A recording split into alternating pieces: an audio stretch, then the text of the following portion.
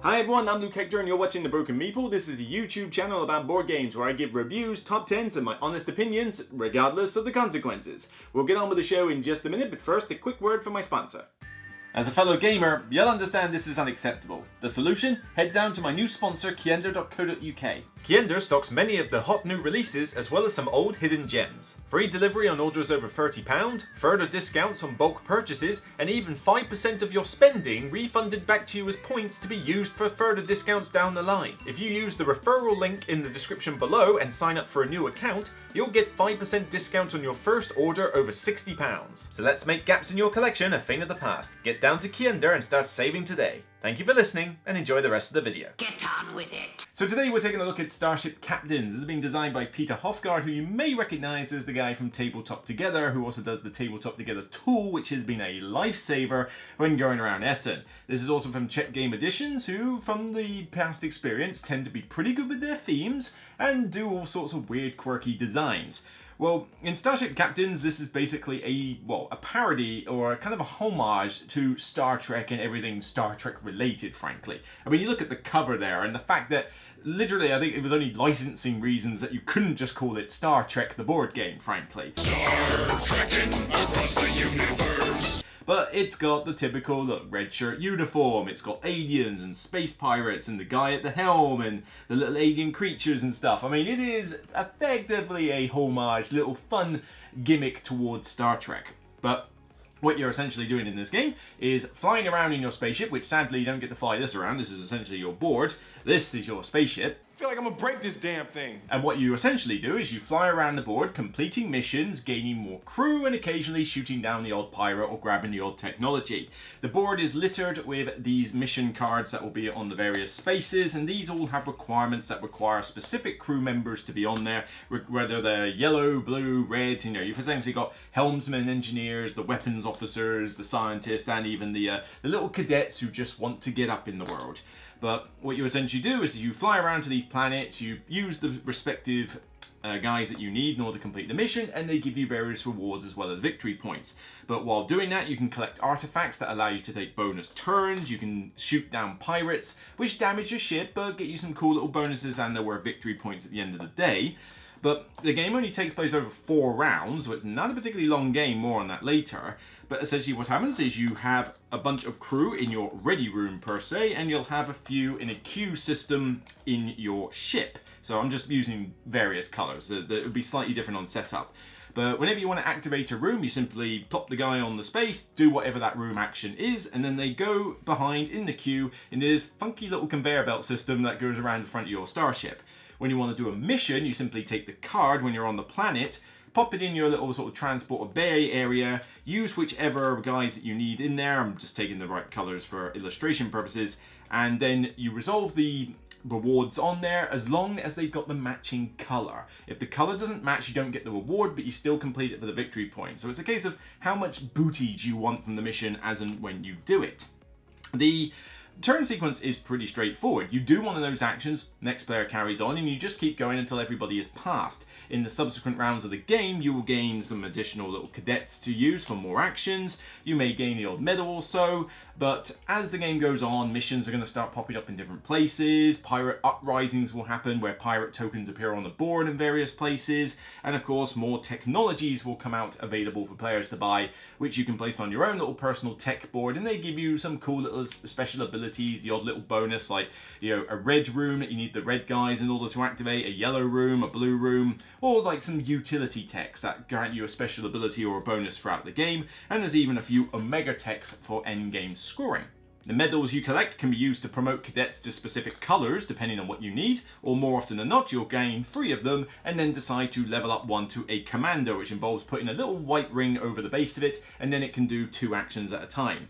On the side, you've also got 3 action boards that basically look like this, and you have your token on there, and whenever you gain a reputation with a specific faction, it will move around the track and you'll get bonuses and victory points, but you know, they kind of function for the most part mechanically the same. Once 4 rounds are done, game ends immediately. You total up any endgame scoring that you have from objectives, as well as the missions that you've done, some pirates you've shot down, and other bits in your cargo, and of course, the one with the most points. Of course! So one thing to bear in mind is that your expectations for this game must be set in the right way. When I first went into this, I was thinking, oh, this is going to be some like sort of meaty, thematic Euro, but it's going to be like, oh, I get to make all these different choices, and I'll go on this mission because it gets me this cool bonus, etc. And some of that is true. But this is a much lighter affair than you might think. This is not even what I would consider a midweight game. This is a light. It's not, well, a light game. It's not Gateway, but it's certainly pretty straightforward. The rulebook may look a little daunting in the sense that it's got quite a fair few pages in it, but it's pretty big font. There's a lot of pictorial representation, and as you're going through this, you realize that the rules for this game are really not that difficult to understand. Not to mention that, give Jet Game Editions credit where it's due, the rulebooks that they do tend to be pretty solid, actually. I mean, there was nothing in here that I felt like, oh, I don't quite understand how that works. It was easy to reference stuff, and frankly, I never find myself having to reference the rulebook that much because of two reasons. Firstly, on the back of the rulebook, there's some rule reminders. In fact, you can even find a summarized rule summary in the back of the book as well, which is very nice as a kind of memory jogger. But of course, reference aids. Round overview, all the iconography in the game. Frankly, anytime I bring this game out for multiple times, I can just glance over this and I already remember how most of the rules work. It is a very straightforward game to learn and a very straightforward game to pick up and bring back to the table. Aesthetically, it's definitely got that homage to Star Trek done right. You've got these cool little minis for the various cadets that are in different poses. They're both different genders as well. The spaceship boards are pretty cool. They're not dual layered as such. You have a fold over bit of cardboard that you stick down with these annoying little stickers, but once done, you've got these pretty cool boards that kind of look like something out of a cross between Star Trek and the Orville. Seriously, that is a great series. You need to watch it. Boom, bitch! That's what I'm talking about, right there on that boom! Though some component choices are a little bit weird. For example, you've got these damage tokens where you put these on your board at the start of the game, and if you get more damage, they go in the cargo spaces in the tech board. But there's barely enough of them in the game to survive a 4-player experience. I mean, if you give everybody their starting damage, you've got 4 of these spare in the box. 4! I don't know how much damage you think you're going to be recovering and gaining in a short space of time, but 4 spare tokens is not quite enough to house for 4 players, But then on the flip side, you only start off with 1 of each colour and a cadet of people, plus another 3, illustrated purposes only, another 3 in the queue. So you've got 7 people on your board. At most, you'll get 2 more cadets for free, and if you're lucky, you'll get maybe another cadet, maybe another person, depending on what techs and faction tracks you do. So you're really only talking like, 9 to 11 people that you'll have?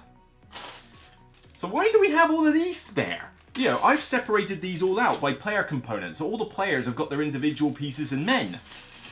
I've got like a ton in here. This is ridiculous. I've got like another, 20, 30 odd men in this bag?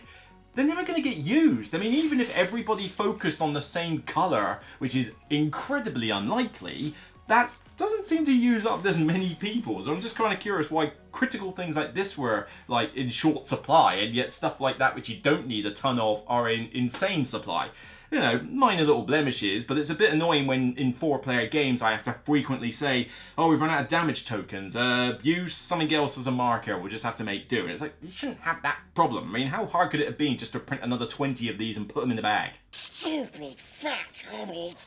Fairly standard cartoony artwork, but I like the fact that all of these different mission cards have got unique artwork. They've got lots of little comedy moments in there, a few little, again, homages to other sci-fi series, like there's a junkyard one where you can see there's a TARDIS dug in the middle of it, and then there'll be various other sci-fi references as well. There's even a couple of little Easter eggs for designer names and stuff like that. But some of those you'll notice, some of them you'll miss. But when you do notice them, they're kind of more like a giggle when you see them, and then after that you won't really care. And that is one thing about the theme of this game. It is there, but a lot of it kind of needs to be there from the player's perspective. Like, if you're not interested in space games or Star Trek or anything of this caliber, then you're probably not going to get a lot out of this game full stop, because this won't appeal to you as a theme. Certainly there aren't enough mechanics in the game to appeal to like the die-hard Eurogamers. But someone like me who is into Star Trek, who likes a lot of sci-fi series like Doctor Who and Star Wars and Orville and things like that, will at least be able to make a few fun references, ham it up a little bit, get sucked into the theme a little bit more. But even for someone like me, the gimmick wears off after a little while. It's not going to stick every time you play the game. It's one of those kind of, you play it for the first few times and then you're kind of done with that whole homage theme side, and then you're playing it mostly like a light Euro. The game caters for 1 to 4 players, and yeah, one problem this game does suffer from is it is pretty multiplayer solitaire when you think about it, because the only thing you do with the other players is you're all moving around this map. So somebody might shoot a pirate ship you fancied shooting, somebody might go for the mission card that you're after, somebody might take the tech card that you're after, and that's literally it. There's no other way that you deal with the other players, and frankly, if you get to the planet first, the mission card's yours anyway, so it's not like somebody can just come in and grab it. So that element of tension is kind of gone. Pirate tokens, it's not likely you're going to be shooting up that many of them, so again, not a big deal. So really, the only major tension comes from whether your technology gets stolen off the board. And sometimes you'll be able to gauge whether somebody's got any remote interest in it based on what sort of strategy they're going for. So when you add more players, you're not really adding much else apart from just extra time. Seriously, just playing this with 2 players is good enough, really. 3 player, you add a bit more time to the game. 4 player, you add even more time to the game. Not that there's a lot of time in this game anyway. I mean, the back says 25 minutes a player. That's pretty accurate, because a game of this should not take you longer than 90 minutes to play with 4 of you, including the teach. Particularly if somebody is already au fait with the game and you know how to teach it well. It's a nice, quick length for a game, and I gotta give props, because a lot of games keep saying, oh, we'll do 90 minutes, and then they go off into the 2.5 hour category. This one at least stays true to its name. It's in that 90-minute zone, and there's not a lot of games that can do a 90-minute time limit. Usually it's about an hour, an hour or less, or 2 hours or more, but to end up bang smack in the middle for 4 players, pretty good going. But honestly, yeah, even with that short time frame, there's not much incentive to add the extra players unless you absolutely must. The solo mode, I'm not going to do a separate video for. It's a very straightforward system. Pretty much all that happens is you have a few AI cards that this little companion of yours uses. You have one card that gives them a special action for the game, but mainly it's just a small little deck. You shuffle 4 of them at the start of the game. In the subsequent rounds, you'll add another card in, and these just have some very basic actions that the little companion does, who's not really your enemy. He's just more of a very ad hoc nuisance. He goes around the board zapping the odd pirate, taking the odd mission card, taking the odd tech. But other than that, that's kind of what he does. It's not really much of an AI to speak of, which on the plus side means it's extremely easy and quick to pilot. No pun intended. It's straightforward. The rules are like about a page long, if that.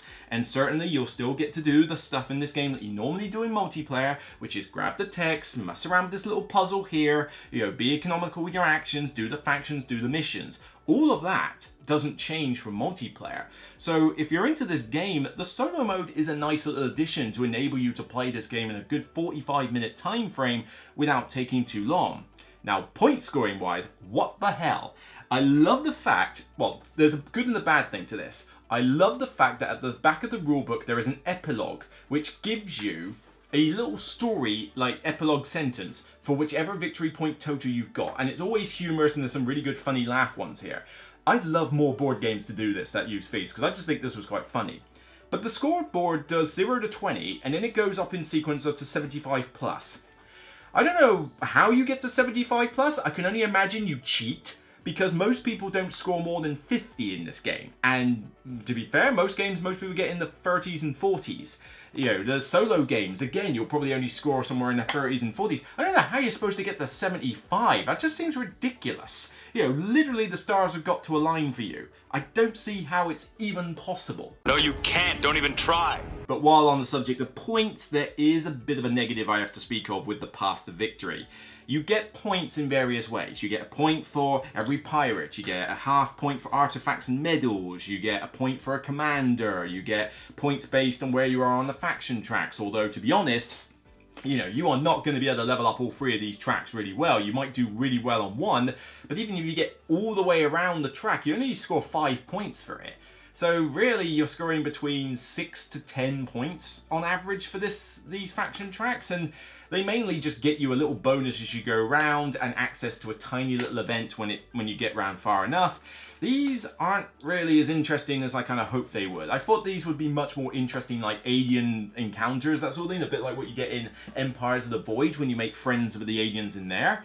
But these just seem like generic tracks to level up with some minor differences in what rewards you get. But yeah, not exactly a thing to aim for if you're trying to win the game. And here's the problem.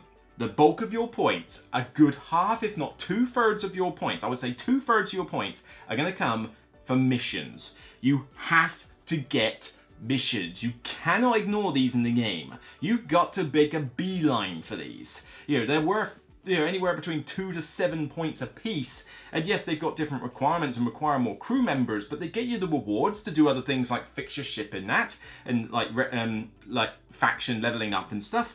But if you try to play this game scoring by stuff other than missions, you will lose outright. I have won a single game doing not a focus on missions, but it was the first game we played, so none of us really knew what we were doing, and I found the golden collection of techs that allowed me to score a ton of points for basically spamming anything that was yellow in the game. That was a one-off, and even then I only won by 3 points. And I think it was mainly just because of the damage points that I saved on. So chances are I shouldn't have even won that game. But subsequent plays, yeah, you really have to beeline for these, and that's a bit of a problem because it means that really the only major path to victory is missions. The technologies don't really open up a lot of scoring opportunities. An Omega tech might give you another 3 or 4 points if you're lucky, if you spam it like crazy. The rest of these technologies are fine, they give you some cool stuff, but you shouldn't play this game thinking that, oh, I'm going to build up this really cool row of techs and then I'm going to start doing my strategy. No, grab a few techs and make use of them immediately, because the game doesn't last long enough for you to build up a massive technology strategy. You have to go and do the missions, and that is the main reason you've got different color guys, is because you want them to go on the various missions. Get the different colors, get androids because they're super useful for missions, and just go and complete as many of these as possible. The rewards will fuel themselves. You don't have to make a conscious effort to do the faction track leveling if the missions will do that for you. And so that kind of just pigeonholes you into a one-note system of how to play the game. But let's say you do focus heavily on missions and other players choose to try something else. It's also not the most fun experience when you do it, because missions require a good, usually on average 2 to 3 of your guys in order to use. And this is, in a positive, one of those tight games where you really can't do everything in this game, and you always like trying to gun for actions, but you have very few actions on a round because you don't have many of these people, and unless you've got some really good engine going, you're not going to get a lot of bonus actions. So if you decide to go focus entirely on missions and nothing else, you might get a couple of turns in a round, and that's literally it, because you'll go, right, I'm on this planet, I'll spend 3 of my guys to do this mission, and then this guy will fly, and then my last 2 guys and this android will do this mission. Well, that's me done for the round, and then you just sit there for a good 10-15 minutes, just pass, while everybody else is doing other little things, and that's a little annoying, because the primary way to win at this game is also technically the most boring way to win at this game. It's much more fun to have the use of the technologies and shoot pirates and things, but yeah, it's a little bit gutting for the person who decides to go focus on missions. They have to do extra waiting, and they don't feel like they've had as many turns in the game as other players. So very linear is a phrase I would definitely use to describe this. But with that blemish said, one thing I can definitely describe this game as is elegant, smooth. There's very little maintenance in the game, and that is definitely a positive. There's a bit of setup, a bit of a long-winded setup with these tokens and where the cards are going to go, get your ship, get your people on the various spaces, load up the tech board, so a bit of a setup. And a bit more of a table hog than I thought it was going to be. I mean, it barely just about fits on this space mat that I bought recently from Kiender. And the setup just takes a bit of time, not to mention packing it up. But when you're in the game, it's very silky smooth. There's very little upkeep. Occasionally you have to put some more pirate tokens on the board. No big deal. The missions come out in various different places based on the the numbers that are on the board. Again, very straightforward, and it just happens as the game progresses. You don't have to pause, but there's no like, right, let's do end of round scoring. Let's do interim maintenance phase or anything. Literally, when the round ends, all you do is go, right, move your guys in the queue so that you've got a bunch of an extra round. There you go, nice and easy. And everybody gets a cadet from, from this part of the board here. So there's your cadet. These triangles go back on the board and rinse, repeat. That's it. That's all the changes. It's done in seconds to go from round to round. So without all that pausing, without all that kind of grinding to a halt to do interim phases like a lot of Euro games do, the game progresses at a nice, smooth pace. So Starship Captains is a nice, elegant, light space game. You need to know going in that that's the case though. If you think that this is some meaty, midway, thematic Euro, this isn't it really. It's light, it's smooth, it's elegant, and it has a homage and a little bit of a, shall we say, nostalgic, shaky hand thing to the Star Trek theme. But yeah, you're mainly going around and getting cards and manipulating this little puzzle and getting the odd little technology card to help you. So this kind of gimmicky thing will wear off after a little while, but the game itself is still a decent amount of fun to play, and it will kill 90 minutes with 4 players, less with 3. I mean, you could get this to an hour if people know what they're doing. It is nice to see a smooth, quick, light game that actually manages to tick those boxes. It is very one note though. The fact that you must go for missions is a bit of a letdown, especially when going for missions solely is a pretty boring way to play the game, and that does hurt it quite a bit. So it's not a game that I would want to pull out very often for that reason, and I find myself wanting to do more stuff, but then if I do more stuff in the game, I might be suffering points-wise as a result. And so I'd like to see maybe an expansion to this in the long run to really elevate it above the other Euros, but it's still, even in that regard, it's still nice, it's still light, and it's still charming. It's just, that's kind of what it is. So I'm kind of in the mixed bag of how to rate this, because it does tick a lot of boxes and get it right.